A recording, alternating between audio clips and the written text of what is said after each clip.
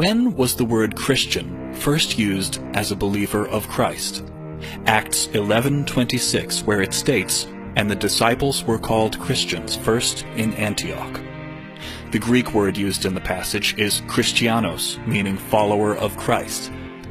If you do your research, you'll actually find that there's much information about the book of Matthew being written in Hebrew. George Howard published a book called The Hebrew Gospel of Matthew. In his book, he shows the original Hebrew version of Matthew on one side of the page and the English version on the other side. What I find amazing is that the word Messiah, which is actually Mashiach, is in almost every place where you see Christ in the King James Version. The early believers were called Christians or Christianos in the Greek and Aramaic manuscripts, but not in the Hebrew. The correct word would have been Mashiach or Messiah, which is what the disciples, Hebrews, Judah or Yahuda, and early believers would have called the Savior. The word Christian and Christ originates from the Greek word Christos, which is the Greek translation of the Hebrew word Mashiach. Both words basically mean anointed. Hebraic Bibles restored the word to Messianics. What most modern Christians don't realize is that there was a deity by the name of Serapis, whose followers were called Christianos, Christians.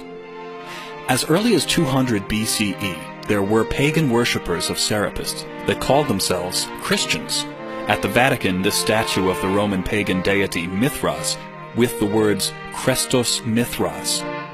Mithrasism was the main pagan religion of ancient Rome and became blended with the Messianics of Israel through the compromises of the Nicene Council, headed by Constantine and his son Crispus. The iconic scenes of Mithras show him being born from a rock, slaughtering a bull, and sharing a banquet with the god Sol, the sun. Thus we have a merge of the early Church of Rome with Mithrasism, and forming the RCC, Roman Catholic Church. The early assembly of believers, referred to in the Hebrew tongue as Messianics, would not want to call themselves Christians or Christianos. They were called Christians or Christianos by non-believers and not by themselves. The true followers of the Messiah would not want to be called after the name of pagan worshippers of Serapis. These worshippers of Serapis had been calling themselves Christianos for more than 2 centuries, before the Messiah was even born. It's obvious that the non-believers were confusing the Messianic believers with the worshippers of Serapis. This is how paganism got mixed into the truth. And just as Paul, Shaul had stated, the mystery of iniquity had already begun to work in his days. Why were the early believers called Christianos, a Greek word in Antioch? Antioch was an ancient Greek city.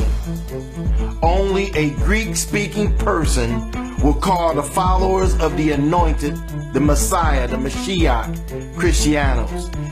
Antioch was the capital of the Seleucid Empire and later became a major metropolis in the Roman Empire, the kingdom of the Edomites.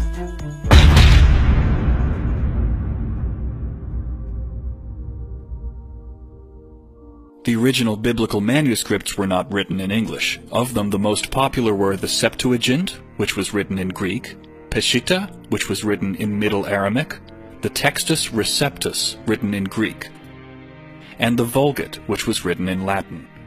The Septuagint is a pre-Christian translation of the Hebrew Bible, and some related texts into Koine Greek. The Greek manuscripts are called the Codex Vaticanus and Codex Sinaiticus. Fragments are dated around the end of the 2nd century, and complete scripts are dated around the 4th century. The King James Version of the Bible was not translated from the Septuagint, but from the Textus Receptus. Why is this important to know? If you research Rome or Romans, you will notice that it is not recorded in the Old Testament at all, but you will find it in the Apocrypha, which was removed out of the 1611 King James Bible. You can also find the word Romans in the book of Daniel of the Septuagint. Were they deliberately trying to hide who the Romans are? In the Septuagint, the book of Daniel 11:30 translates the occurrence of Kittim in as Romans. Maccabees 1:1 states that Alexander the Great, the Macedonian, had come from the land of Kittim, or the land of the Romans. Jasher 10:16, and the children of Chittim are the Romans, who dwell in the valley of Canopia by the river Tiber. There's a reason why the books were removed out of the Bible, or not included in the scriptures. The Bible mentions the book of Jasher, yet when you pan through the pages, there's no book of Jasher in the Bible. There were more than 100 books not included in the Bible, and I wonder why. There is estimated to be about 100 books that have been either removed or not included in the Bible.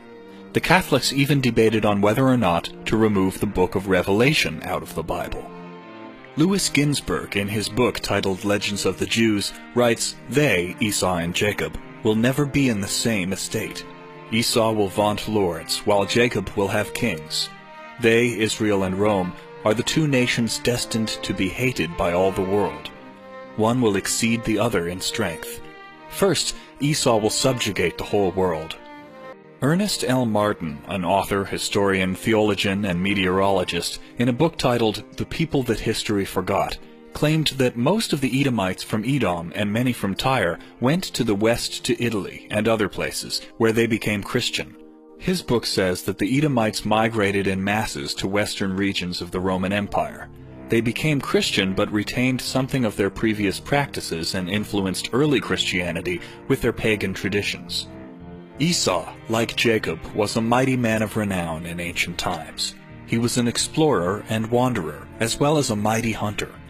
He and his descendants, the Edomites, also founded or were part of the founding of such ancient world empires as that of Rome, Troy, Tyre, and Carthage, Italy, as well as Spain and the Ottoman Empire. In fact, the book of Jasher contains the following pertinent information. "And the children of Chittim continued their pursuit of Edom, and they smote them with a great slaughter, and Edom became subject to the children of Chittim. And the children of Chittim ruled over Edom, and Edom became under the hand of the children of Chittim, and became one kingdom from that day. And from that time they could no more lift up their heads, and their kingdom became one with the children of Chittim."